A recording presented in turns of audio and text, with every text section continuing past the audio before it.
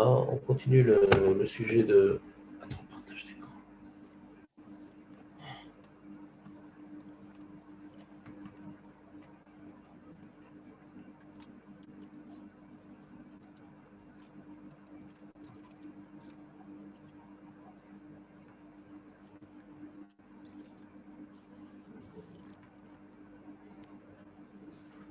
Voilà, vous avez le...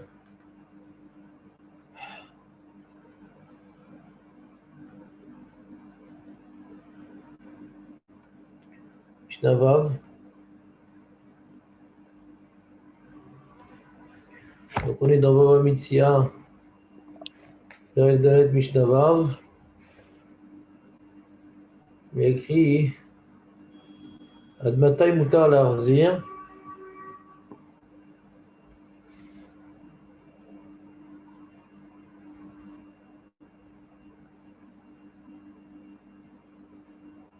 Au sujet des pièces, ouais. On a parlé, nous, de Ona, du Mekar, de transactions commerciales. Combien de temps on a pour se plaindre? On a dit le temps de rencontrer un ami, le temps de. Qui me dit c'était fou, c'est cher ce que tu as acheté. Et là, on est dans la Ona des pièces. Et la Mishnah, hein. Tiens, Netanel, c'est quoi la Ona des pièces? C'est combien? C'est quoi le shur de la Ona des pièces? Tu te rappelles ou pas? Un sixième.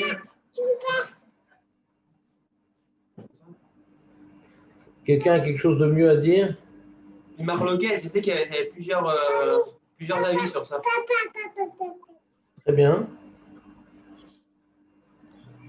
Donc on a vu Il y a d'après trois avis. Il y a fait, José. C'est quoi les trois avis? Il y a un 24e, un 12e et on finit par Rabbi Shimon à un 6e. Mitsuyan, José, tu me réjouis. Azakubao. Donc maintenant, tu me réjouis. Très bien. Donc ça, c'était la Mishnah précédente. Maintenant, cette Mishnah, elle nous dit combien j'ai de temps pour réclamer le fait d'avoir été arnaqué. Alors, Admatai Mutar, Mishnavav, Admatai Mutar Larzir, Bekrachim, Ad Sheireh les Shulchanim.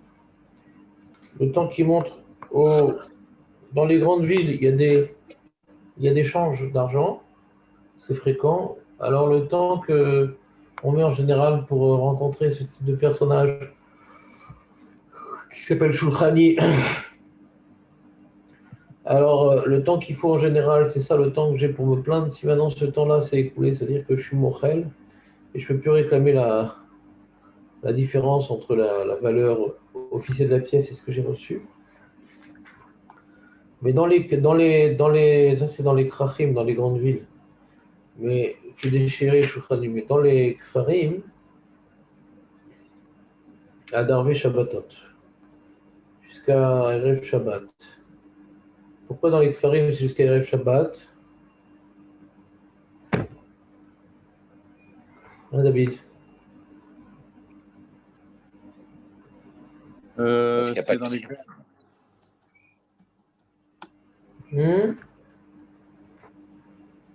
Quoi? Allô? Il n'y a pas de changeur comme dans les villes. Pourquoi c'est Erev Shabbat et pas Erev Yom Kippour? Oui, les gens, ils vont une fois par semaine pour le Beddin, le marché, les trucs comme ça, non? Non, ils vont 2 fois par semaine au Bedin. Mais Erev Shabbat, ils font des petites courses avant Shabbat. Ouais, c'est ça. Des petites courses. Très bien. Non, c'est pas pareil. Le Bedin et les petites courses. Alors,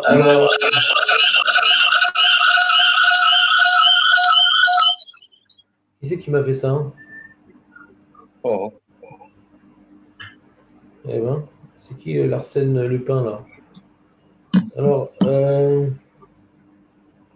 reprend. La Mishnah dit Imaya Makira אפילו לך שניים עשר חודש, מקבלה ממנו, ולא עליו אלא תערומת.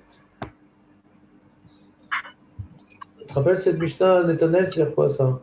Si maintenant j'ai réalisé, même après 12 mois, que la pièce, elle vaut moins que ce qu'on m'a donné, ouais, j'ai mes kabla et meno, velo ala vela taromet. Tu te rappelles ce que se dit Netanel?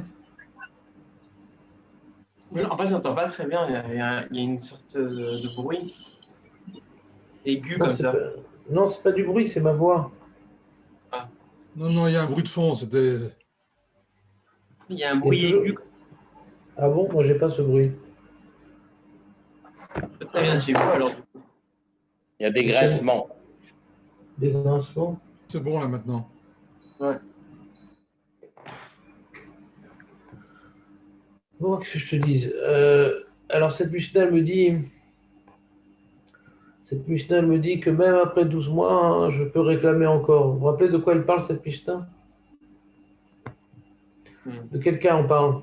Normalement, on a dit le temps qu'il faut pour aller chez un shulchani, ouais. Donc, dans la grande ville, c'est un certain temps, et dans le village, c'est Rev Shabbat. Ben, on sait quoi cette histoire de 12 mois? De quel cas on parle? Qu'on a même 12 mois, même plus que 12 mois. Celui qui l'a fait exprès. Voilà, Chazak ou Baruch Maître Beruk.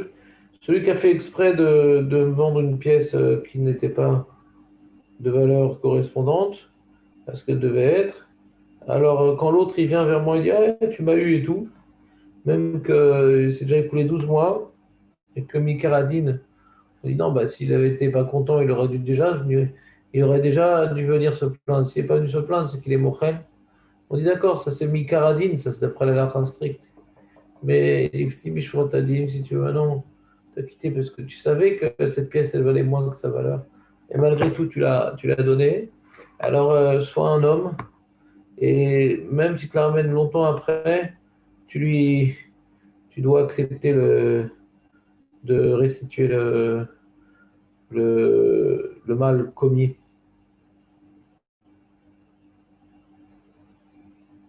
Et si maintenant j'accepte pas de lui rendre la pièce ou la valeur correspondante, après 12 mois, alors celui qui s'est fait arnaquer, il ne pourra pas aller au Beddin et me réclamer l'argent et tout. Non, ça c'est le temps qu'il faut pour rencontrer un shulchrani. On peut réclamer l'argent.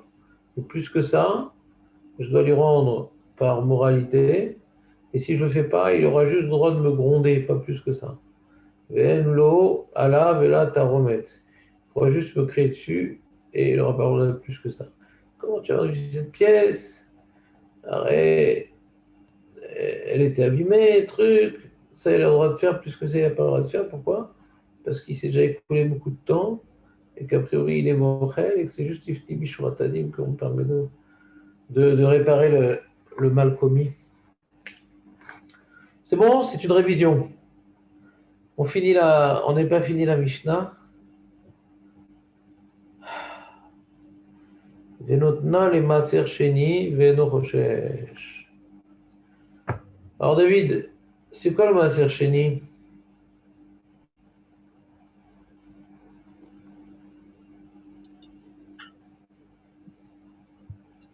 Je suis pas chaud là, Rav. Non, c'est pas une question de chaud. C'est intrinsèque. C'est comme maser sheni. Alors, attendez voir. Faut que j'aille chercher dans ma mémoire vive. Moi, on l'a vu au moins une centaine de fois, ce maser sheni. C'est le massacre pour les pauvres, non? Éternel, Les Shon, Chéni, c'est pas la les, fin pour de la les phrase- Lévi, les Lévi. la fin de la phrase est juste, Éternel. Ah, les pauvres. Non, t'as dit pour les pauvres, non? Oui, j'ai dit pour les pauvres. Et t'as dit non à la fin de la phrase. La fin de la phrase est juste. Ah, Et comment ça s'appelle pour les pauvres, Netanel? Je suis désolé de te décevoir, mais pour les pauvres, ça s'appelle Maaser Ani, tout bonnement. ah bah oui, c'est plus facile. Donc, Chéni, Ah. c'est pas Ani. D'accord. C'est pas le massacre des Kohanim, je crois que c'est le Rishon, le massacre des Kohanim, non? Netanel, tu es honteux. Tu vas prendre une feuille. On amène à Jérusalem. Tu vas prendre une feuille, un stylo, Netanel, et tu vas essayer d'effacer la honte dans laquelle tu te complais. Ouais, ouais, voilà. Là, j'ai pris. Les Kohanim, c'est du Trouma, c'est pas de Maaser. Kohanim, c'est Trouma. On a dit il y avait un président de la République américaine qui était Cohen, qui s'appelait Truman. D'accord? Truman. Très bien, si ça t'aide. Kohanim, c'est que de la Trouma. Alors, il y a Trouma Gdola et Trouma Maaser. Trouma Gdola, c'est ce que le juif vient donner un petit peu au Cohen. Midoraita Kol Shehu. Et Trouma Maaser, c'est le Lévi qui a reçu 10%. Je vais donner 10% à Lévi, ce qui s'appelle Maaser. Ce que je donne à Lévi, ça s'appelle comment, Maaser? Ce que je donne à Lévi, ça s'appelle comment, Maaser? Rishon. David, c'est interdit, là. Là, je vous fais un résumé une dernière fois, vous l'apprenez par cœur. C'est interdit d'oublier un truc, père. On n'arrête pas de le répéter. C'est interdit, là. Faut pas non plus. Marignan, c'est quoi la date, David? 1515. Voilà, c'est beaucoup moins important. Alors là, il faut connaître Maaser Rishon, Maaser Sheni plus que Charles Martel. Donc, on reprend. Donc, Maaser Rishon, c'est 10% qu'on donne au Lévi. Le Lévi qui a reçu 10%, lui-même, il donne au Cohen combien? Le Lévi.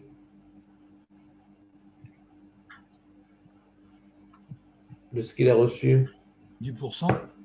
10%, ce qu'on appelle Troumat Maaser. Il donne 10% le Lévi au Cohen, ce qu'on appelle Troumat Maaser. D'accord? Donc le Cohen, il reçoit de deux manières. L'agriculteur juif, il reçoit un petit peu, ce qu'ils appellent Trouma Gedola. Il reçoit un petit peu ce qu'on appelle Trouma Gedola. Et il reçoit également 1% de la production du Lévi, parce que comme le Lévi reçoit 10%, et de ces 10%, le Lévi, il prélève 10%, ça revient à 1% de l'ensemble. D'accord? Quoi un peu d'un Tromac-Dola? Il y a un chiot comme ça ou c'est un peu? Midoraita, c'est Mashou. Miderabanan, c'est 2%. Midoraita, c'est Mashou. Tu peux donner une graine sur 8 tonnes. Mais des Rabanan, ils ont dit non, il faut aussi me donner 2% quand même. On n'est pas des yinches. D'accord? Ce que j'étais en train de vous dire. Oui, Éternel, comment s'appelle ce qu'on donne au Lévi? Bah, c'est le Maaser Rishon. Et lui, le Lévi, qu'est-ce qu'il donne au Cohen? Bah, le Troumat Maaser. Et c'est combien? Bah, c'est 10%, c'est 10%. Enfin, c'est 10% de ce qu'il a touché, lui, des Juifs. C'est 10%. Razakbo. Maintenant, Maaser Sheni. C'est comme ça. C'est ce qu'on apporte en Beth Amikdash. Razakbo. Quoi, chaque année, on apporte 10% de la production au Beth Amikdash? Non, il peut le faire en. Pas tous les 3 il peut ans, le faire en alors? argent. Il peut le faire en argent. La fin de la phrase est juste, Éternel.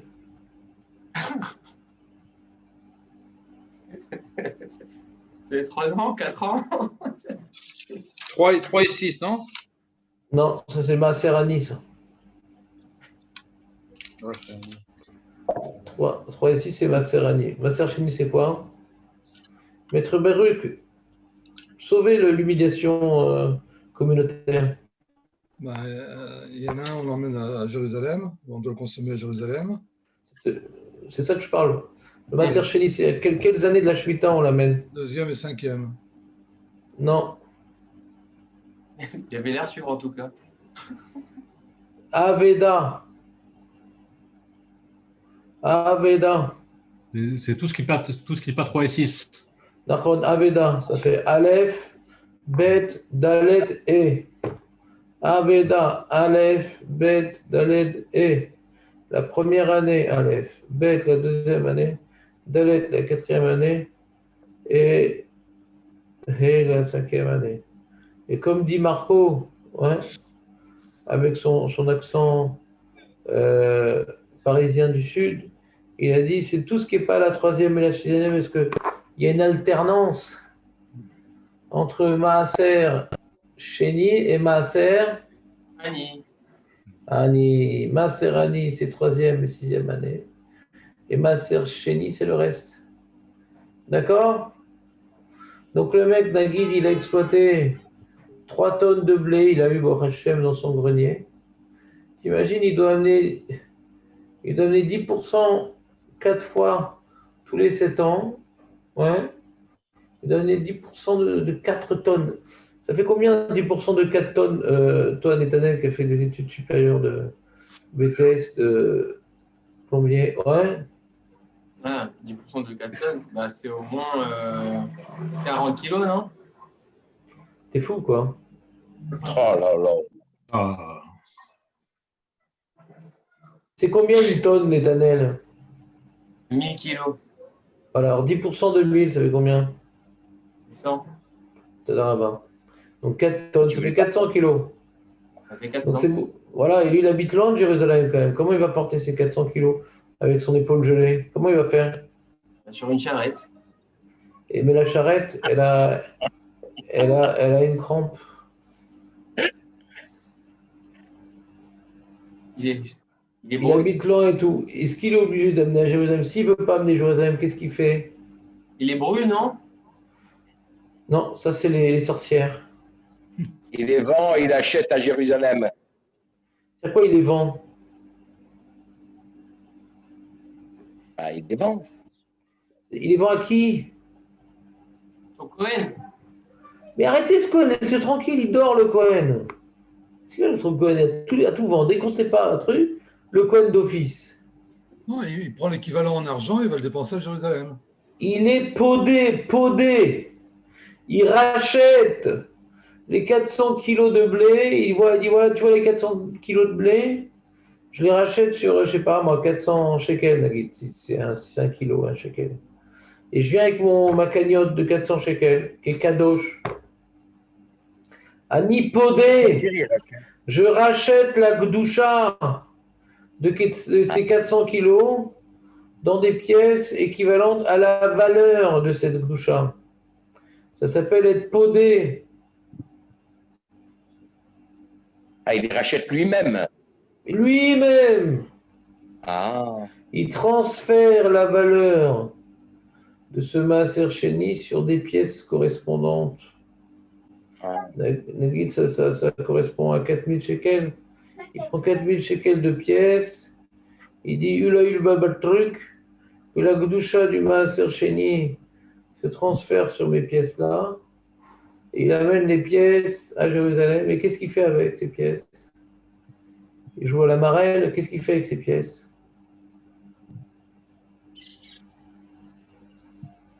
Il achète à manger, il offre à tout le monde. Il fait une grande séouda avec de la kéla, avec beaucoup de bonnes choses. Qu'est-ce qu'il peut acheter comme aliment avec ça? de la viande. de viande. La viande et des légumes et des fruits aussi ou pas? Ouais. Non, je crois que c'est que de la viande. Oui, des fruits et des légumes aussi, bien sûr. Bien sûr, des fruits et des légumes. Des légumes, donc c'est bon pour la kéla.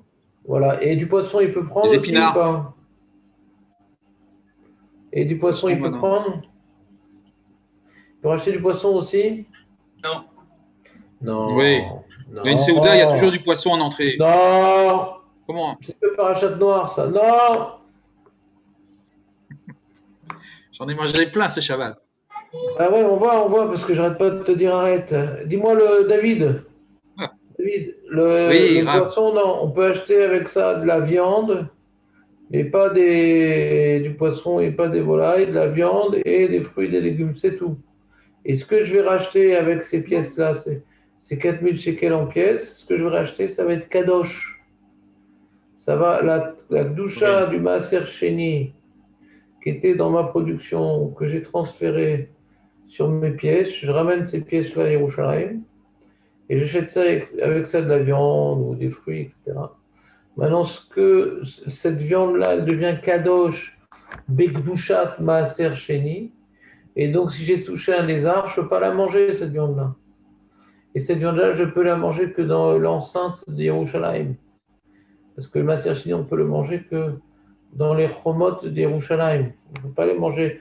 On doit les manger Betahara ou Chomot Yerushalayim. C'est ça les deux conditions qu'il faut respecter dans Maaser Sheni. C'est clair ou pas? Ça devait représenter des quantités énormes. Hein. Énorme!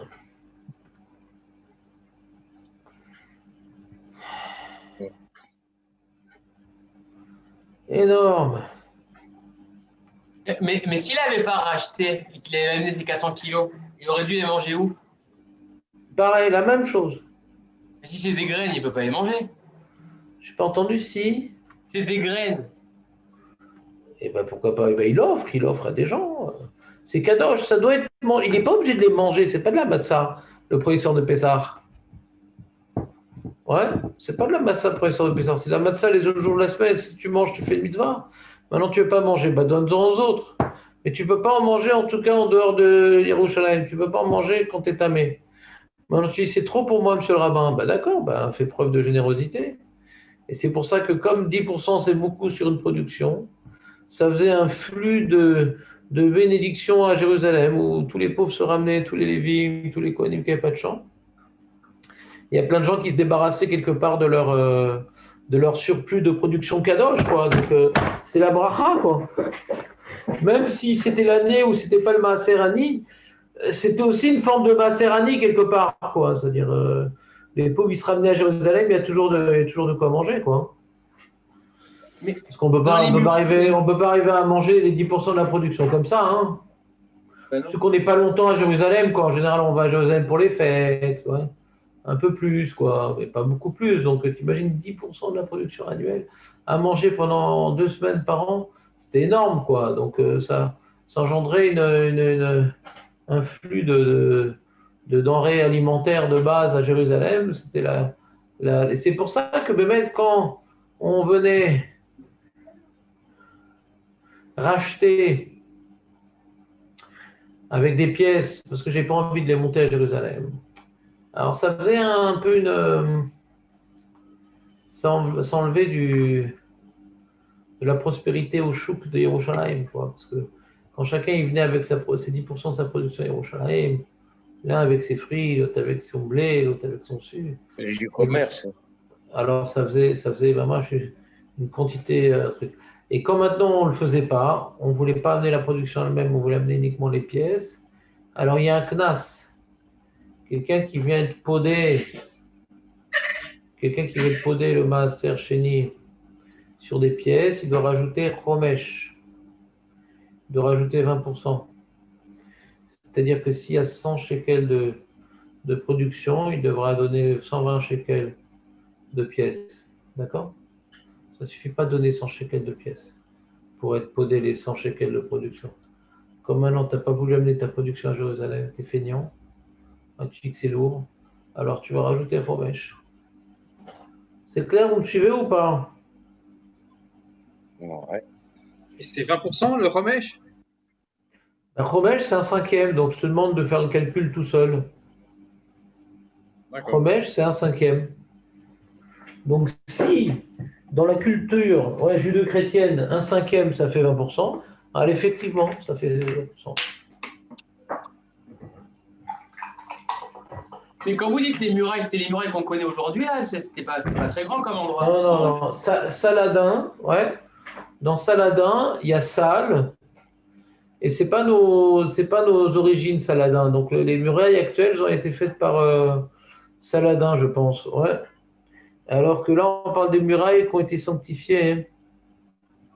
Ou bien par Shlomo Amelech, ou bien par Ezra Sofer et Nehemia, c'est-à-dire il y a la ville. Et il y a le temple.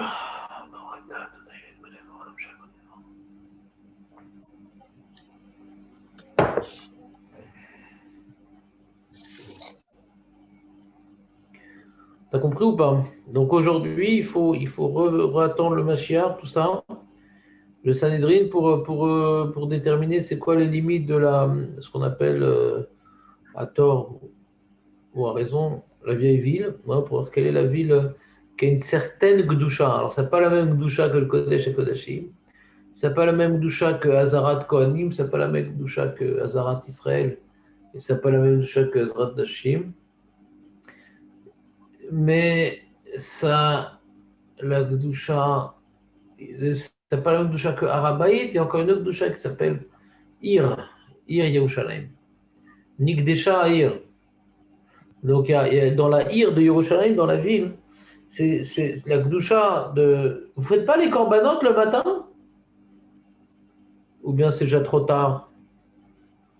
Qu'est-ce qui a marqué au sujet de la Ir dans les corbanotes le matin? Ça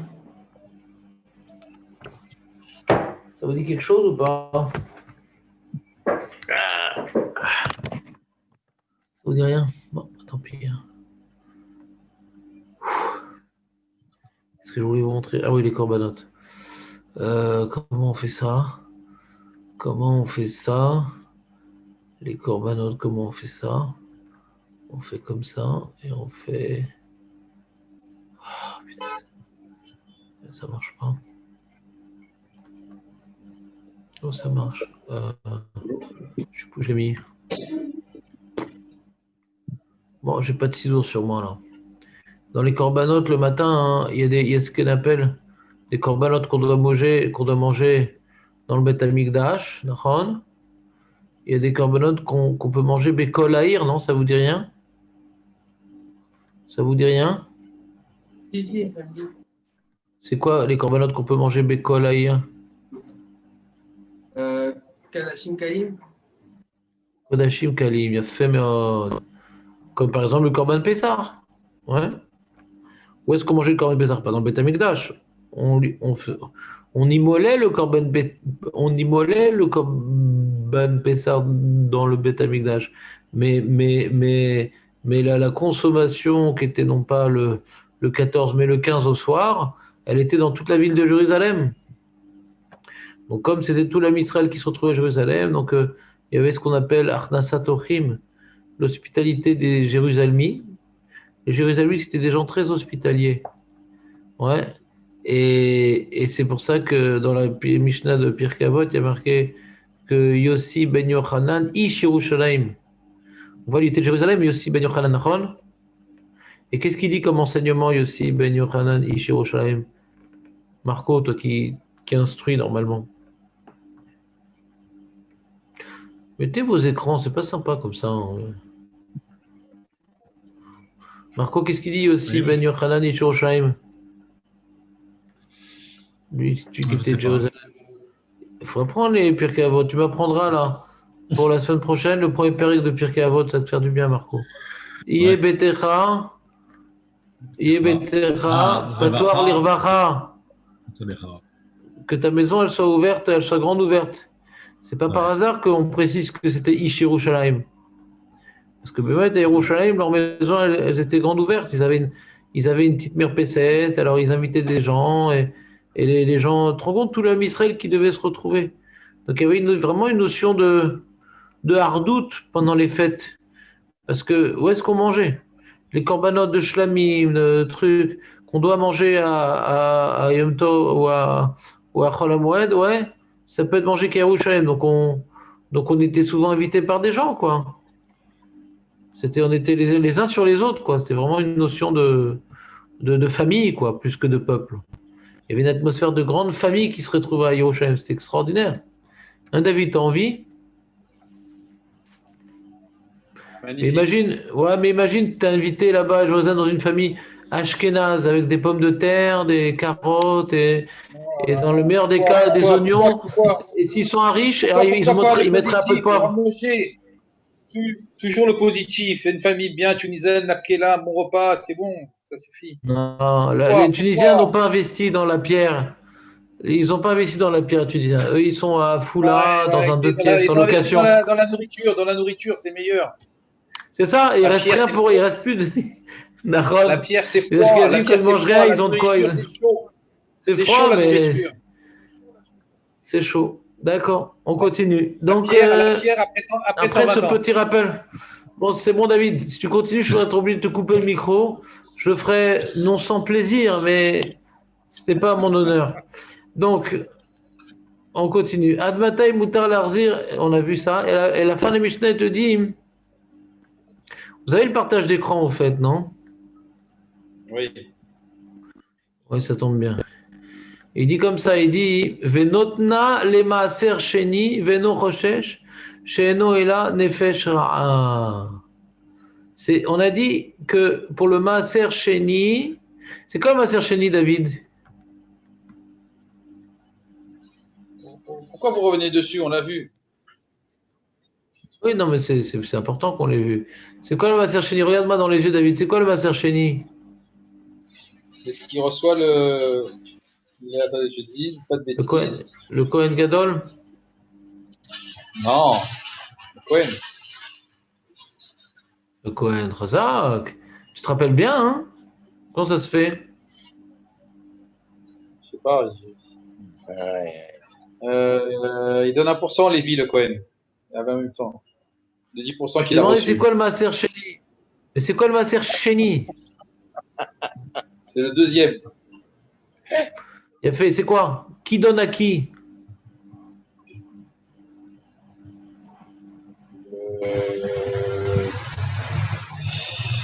Il les donne au. Je sais plus, j'ai mélangé tout là, j'ai pas bien écrit. Ah, tu parles plus de Pkeda là. Personne, il donne à personne, il mange là-bas à Jérusalem. Voilà. Il amène à Jérusalem et il amène au Beth Amikdash. Est-ce que vous voyez l'assurance dans la voix de David, comme quoi il a bien rattrapé le saut en vol. Donc le Maaser Sheni, David, tu me coupes. Je vais mettre du Stabilus. Non, ça sert à rien. Stabilo, c'est dans le cerveau et c'est toxique. Donc laisse tomber. Je te demande de copier 10 fois pour demain, David. Tu vas me copier 10 fois, je suis gentil, pas 100 fois, mais 10 fois. Je te demande de le faire et tu montreras la feuille sur le Zoom. Maaser Sheni, c'est ce que l'agriculteur, il doit amener 10% de sa production, la première, la deuxième, la quatrième et la cinquième année, pour la consommer, Betahara, Yerushalayim, ça c'est Maaser Sheni. Tu me le copieras 10 fois sur une feuille. Ça te rentre dans la tête une bonne fois pour toutes. Maintenant, on parle, la Mishnah fait allusion, la Mishnah nous parle du cas de celui qui rachète. La Mishnah parle du cas de celui qui ne veut pas porter ses 4 tonnes à Yerushalayim, il veut racheter sur des pièces. Et qu'est-ce qu'il veut faire? Et qu'est-ce qu'il veut utiliser comme pièce? Il veut utiliser une pièce sur laquelle qui est liée à notre Pérec, que dans notre Pérec, on a parlé de pièces. Dans notre Pérec, on a parlé de pièces. Dans notre Pérec, on a parlé de pièces qu'elles ont été usées. Vous vous rappelez ou pas? On a vu de Marguerite Rabbi Yehuda, Rabbi Meir, Rabbi Shimon. À partir de combien d'usures on peut se plaindre et récupérer la différence? Vous vous rappelez ou pas? Et que Rabbi Shimon, il dit que c'est le même jour, c'est un 6e. Si maintenant il y a un 6e de la valeur qui a été perdue, je peux la réclamer le temps qu'il fallait pour que je rencontre un Shulchani. Donc dans une grande ville, ça met, je sais pas, quelques heures, et dans une petite ville, c'est Erev Shabbat qu'on rencontre un Shulchani. Parce que dans une petite ville, il n'y en a pas. Ouais.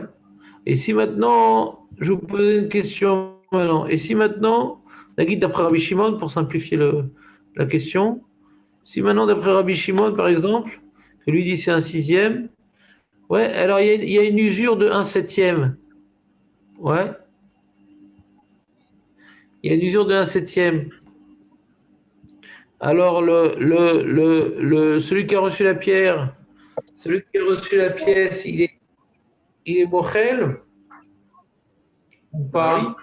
Il est mochel, obligé. C'est immédiat ou ça met le temps qu'il rencontre un Shulchani? C'est immédiat. La valeur, elle est encore bonne. C'est immédiat. Voilà, c'est immédiat. Donc il y a marqué ici dans la Mishnah que celui qui a pris des pièces usées, non pas usées de 1/6, mais de 1/7, ouais, et qu'il a fait le pidion, il a racheté la gdusha de ses fruits de Maaser Sheni sur ces pièces-là qui ne sont pas bonnes, qui sont un peu usées, mais elles sont usées de 1/7.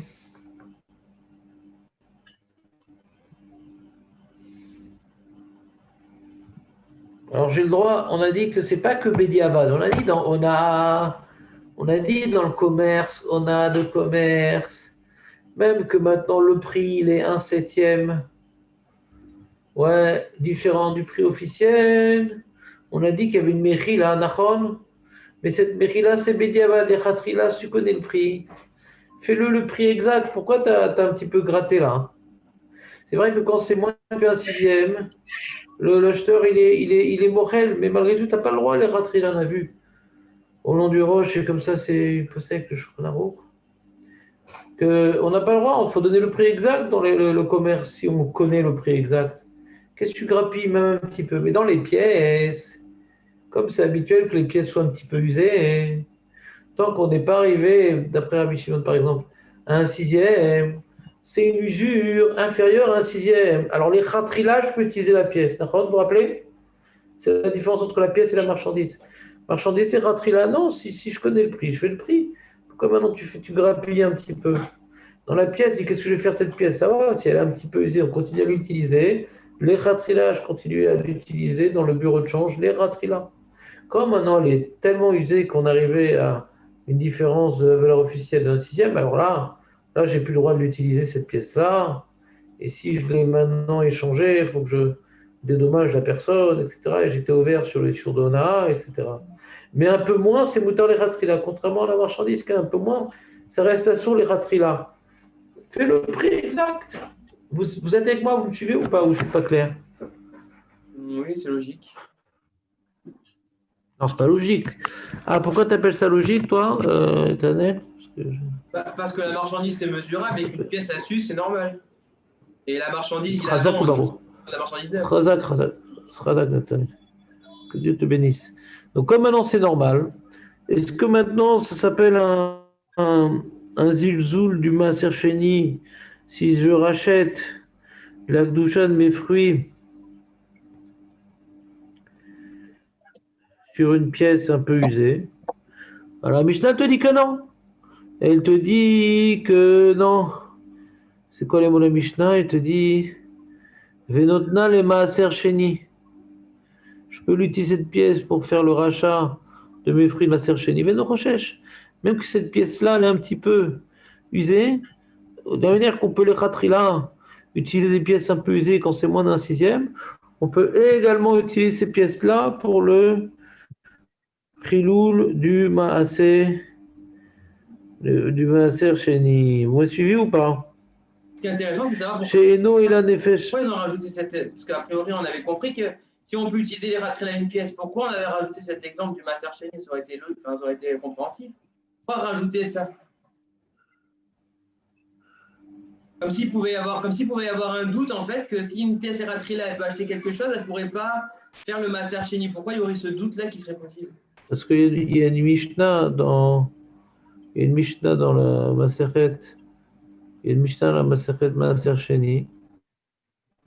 Ouais, Perek Aleph Mishnah Bet, qui nous apprend une halakha. En mechaleli Maaser Sheni à la Simone. On n'a pas le droit de racheter le Maaser Sheni sur une pièce qui n'a pas de tsura, donc elle n'a pas une valeur. Ça ne s'appelle pas une bonne pièce. Quelque chose qui n'est pas une bonne pièce, il y a une halakha que ce n'est pas kavod pour le Maaser Sheni de faire un rachat sur quelque chose qui n'est pas une bonne pièce. Donc on aurait pu croire que tout ce qu'on a dit qu'on peut utiliser les khatri là, la pièce, dans les échanges commerciaux, même qu'elle a perdu un petit peu de sa valeur, parce que les gens ils sont morts. C'est une tolérance humaine. Mais ici on parle maintenant d'halakha religieuse. Peut-être que dans l'halakha religieuse, alors disons dans ça on est makpid, ça soit bidiouk la même valeur. Parce qu'on vient racheter une gdusha, t'es pas obligé de racheter la gdusha des fruits. T'es pas obligé. Si tu le fais, prends une pièce mamash qui a la valeur exacte. Si déjà tu veux racheter. On aurait pu croire qu'il y a une khumra là-bas. Et Kamash Malan, la Mishnah nous dit donc que le rachat de la gdusha des fruits sur les pièces, ouais, elle s'appuie sur des données humaines. C'est-à-dire, si les hommes ils sont mekabel et à matbea comme ça, alors c'est bon, alors on la conserve. C'est ça une matbea. Donc, l'halakha religieuse, elle est, comment dirais-je, une conséquence du vécu des pièces acceptées dans la société. C'est pas une halakha à part. Tu as compris, Nathanaël, ou pas? Ouais, très très bien. Quoi, qui c'est qui a parlé? Elle parle pas du cas, on parle pas d'un septième, là, on parle de. Quand on dit Ad Matai Moutar le Arzir, on dit lorsque ça a dépassé, là. Non, c'est un deuxième din, là, dans la Mishnah, c'est pas le même din. Ouais, mais comment c'est qu'on parle de moins d'un septième sur le cas du Maaser Sheni? C'est un autre din dans cette Mishnah, c'est pas le même din. Je me pose la question, mais comment c'est que c'est. Peut-être que c'est même pour un. Même Ben si sinon, le din, il est faux. Si maintenant c'est plus qu'un sixième, alors c'est assourd, on n'a pas le droit d'être podé là. C'est honneur, tu fais honneur de la Gdusha de Maaser Sheni, c'est pas shoot. on peut faire l'évaluation, quoi. On réduit la somme. On ajuste la somme. Si ça réduit de 1 septième, c'est moins cher, ou je sais pas. Ça vaut moins. Une pièce qui a perdu sa valeur, elle n'est pas à jeter. Elle vaut une certaine somme. Non, mais lui, ce qu'il a fait, il avait 100 shekels de blé, d'accord? Et il a pris 100 shekels de pièces. Mais elles ne valent pas 100 shekels parce qu'elles sont usées. C'est ça le cas. Ouais, peut-être qu'il va prendre 110 shekels, usé. Je sais pas. Hein. Ah, tu changes de cas alors. C'est pas ça le cas de la Mishnah. Le cas de la Mishnah, c'est que j'ai pris 100 shekels, bien qu'elles n'ont pas le poids exact de 100 shekels. Mais comme c'est moins que 1, dans ton cas, il n'y a aucun ridouche, ouais. Si tu prends plus, ça revient au même, ouais. Il n'y a aucune honneur, il n'y a aucun ridouche dans ton cas. Alors que dans ce que moi j'explique dans la Mishnah, il y a un ridouche. Que c'est pas bidou que 100 shekels, c'est un peu moins. Mais comme c'est habituel d'utiliser des pièces qui ont une valeur un peu inférieure à la normale, tant qu'on n'est pas arrivé à un sixième d'après Rabbi Shimon, ouais. De la même manière qu'il y a une mechila dans les relations commerciales humaines, il y a une permission d'être podé, ça ne s'appelle pas que j'étais mafsid le Maaser Sheni. C'est un ridouche. D'après toi, il n'y a aucun ridouche. Ouais, si, il y a un ridouche que la mamina, quoi. Comme elle est mais non, si tu as compensé. La mamina qu'on avait eue, c'était par rapport au fait qu'elle soit usée. Genre, et si tu as compensé, c'est quoi le problème? C'est quoi le problème d'être podé du Maaser Sheni sur des pièces? C'est que tu fais perdre le Maaser Sheni. La Simone aussi, au lieu de monter 100 shekels de. Au lieu de monter de 100 shekels de blé au Beth Amikdash, tu en as monté 80 par exemple. Donc tu as fait perdre du Maaser Sheni. Si maintenant tu as fait un pidon sur des pièces et ça revient à 100 shekels. Bah ben. C'est comme la Simone. La Simone, c'est quoi le problème de la Simone?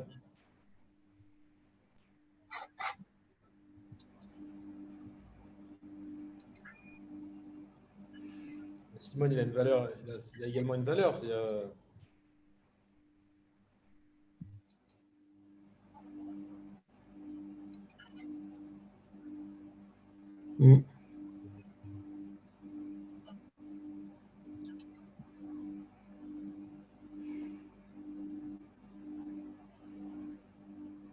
La Simone, il a une valeur, alors qu'est-ce que tu veux dire par là? Ça veut dire qu'on a également un ridouche, même si on compense exactement la valeur.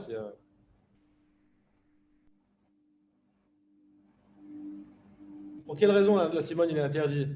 C'est parce qu'il est. Maaser Sheni. Perek Aleph Mishnah Bet.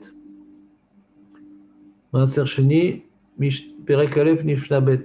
Tu verras là-bas c'est quoi le problème de la Simone. En tout cas, le pshat dans cette Mishnah ici, c'est qu'on parle qu'il a. Il avait des pièces qui étaient un petit peu inférieures. Et de la même manière qu'il y a une mechila et qu'on peut les utiliser dans le commerce, même dans Maaser Sheni, on ne dit pas qu'on est plus makpid dans Maaser Sheni. Même dans Maaser Sheni, on peut les utiliser ces pièces, bien que ça ne sera pas bidouk la même valeur que le blé, parce que c'est un petit peu inférieur, mais c'est pas grave. Parce qu'on les utilise telles quelles, donc ça revient au même. Chez Noéla Nefesh Ra'a, alors c'est quoi Nefesh Ra'a? Donc d'après ton pshat, ça ne marche pas à la fin de la Mishnah. Chez Noéla Nefesh Ra'a, c'est quoi le pshat? Que celui qui refuse une pièce qui est un petit peu perdue de sa valeur, s'appelle un pauvre type, Nefesh Ra'a. Il a des mauvaises midotes. Ben, pourquoi tu n'acceptes pas? Tout le monde accepte des pièces comme ça. C'est un peu usé. Non, moi, je veux des pièces complètement neuves. Puisqu'un mec qui refuse des pièces qui ne sont pas complètement neuves, c'est quelqu'un qui a de mauvaises midotes. Donc, ça veut dire que c'est normal d'accepter ces pièces-là si elles sont un peu usées. Donc, puisque c'est normal, donc même au sujet de la route religieuse comme le Pidyon Maaser Sheni, ça rentre dans les mœurs. Tu vois la fin de la Mishnah, Jérémy, ou pas? Comment t'expliques la fin de la Mishnah? Avec l'interprétation, c'est juste que comme au début ça parlait de plus qu'un shtout, je me suis dit peut-être qu'on parle de la même chose. Non, là c'est très important ta question, Jérémy. Ça dénote que bon, Hachem, je vais t'apprendre quelque chose. C'est que les Mishnayot, une Mishnah, je ne sais pas qui c'est qui a mis Perek Dalet, Mishnah Aleph, Bet, Gimel, Dalet, je ne sais pas qui c'est qui a fait ce découpage, mais des fois, tu as un tout petit din, et c'est comme c'est un din très très court. Alors la Mishnah, elle a rapporté plusieurs dinim qui se suivent et qui ne se ressemblent pas dans la même Mishnah. C'est parce que c'est dans cette Mishnah-là, que ça parle également qu'il y a ici un problème de Onar. Non. Cette Mishnah-là, ce petit din qui a été rajouté dans les Mishnah, ne parle pas d'Onar, justement. Elle parle qu'il y avait une petite diminution de valeur qui ne fait pas qu'il y ait de la Onar. Tu me suis, Jérémy? Dans notre Mishnah, dans notre livre de Mishnayot, ça se retrouve dans la même Mishnah. Mais c'est un autre din, ça n'a rien à voir. C'est din arrêt. Tu me suis ou pas, Jérémy? C'est le fait qu'il y ait Venotena les Maaser. On a l'impression qu'on continue ce qu'on parle d'avant. C'est pas le cas.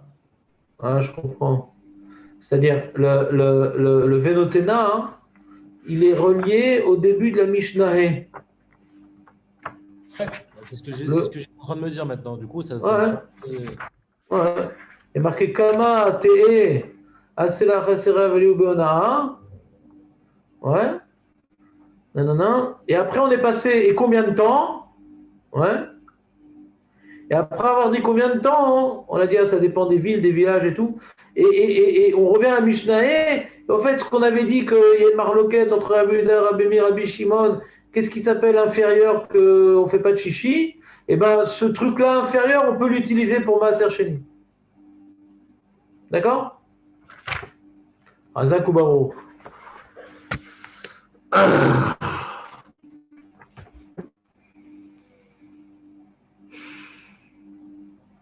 Bon, on va s'arrêter là. On va reprendre un peu les halachot. On va reprendre un peu les halachot. Comment ça s'appelle? On va reprendre un peu les halachot Shabbat. Donc, je vous ai fait un petit document de résumé de Correa pour vous remettre à la page. Attendez, il faut que j'arrête l'enregistrement. Arrêtez l'enregistrement.